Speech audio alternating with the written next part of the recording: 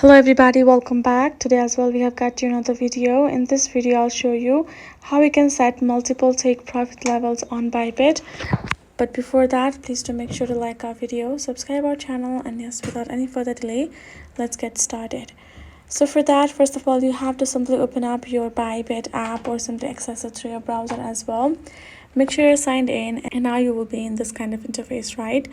So first thing, you have to make sure that you have a trade simply there for the sale. First of all, once you have added yourself a sale, then you're going to go to the positions section where you're going to find your trade, and then over here you're going to find this option of trailing stops, set TP and SL, and close by as highlighted.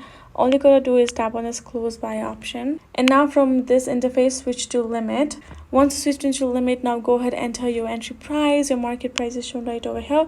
Now you have to add in the close price.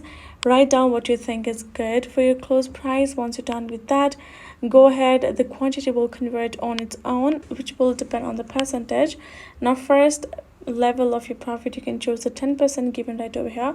So by this percentage is the level of profits that you can get, which includes 1 2 3 4 5. You can get the 5 levels for the profit on Bybit. Now go ahead, choose the 10% for now, and scroll down to the bottom and tap on this option of confirm afterwards. Your first level will be done, and now go back, and when you tap on this order, you will see your first order placed. And again, for the next, as I mentioned, you can do 5 levels including 100%.